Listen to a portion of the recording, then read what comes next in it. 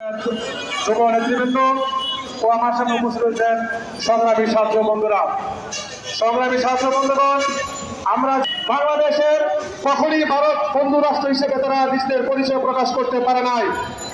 ভারত যদি আমাদের বন্ধু রাষ্ট্র হতো তাহলে সেই সীমান্তের কাঁটা ধরে আমার বোন সোনালীকে হত্যা করে কানাডায় তার রাষ্ট্রকে ঝুলিয়ে রাখতো না।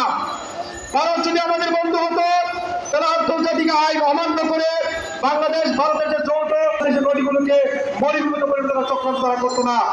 সংগ্রামী সাথী বন্ধুগণ, ভারত শুধু কথায় কথায় বলে যে ভারত আমাদের বাংলাদেশের মুক্তিযুদ্ধ সময় তারা সহযোগিতা করেছিল, বন্ধু রাষ্ট্রতে হাত বাড়াই দিয়েছে।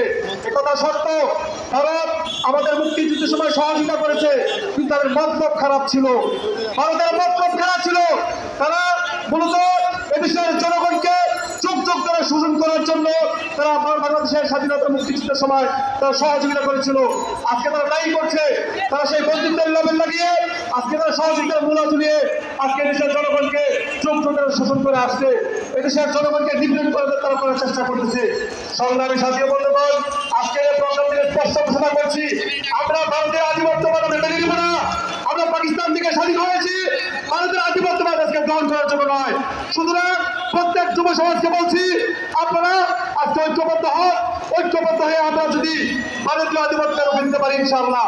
এইবার বক্তব্য শেষ করে আসসালামু আলাইকুম।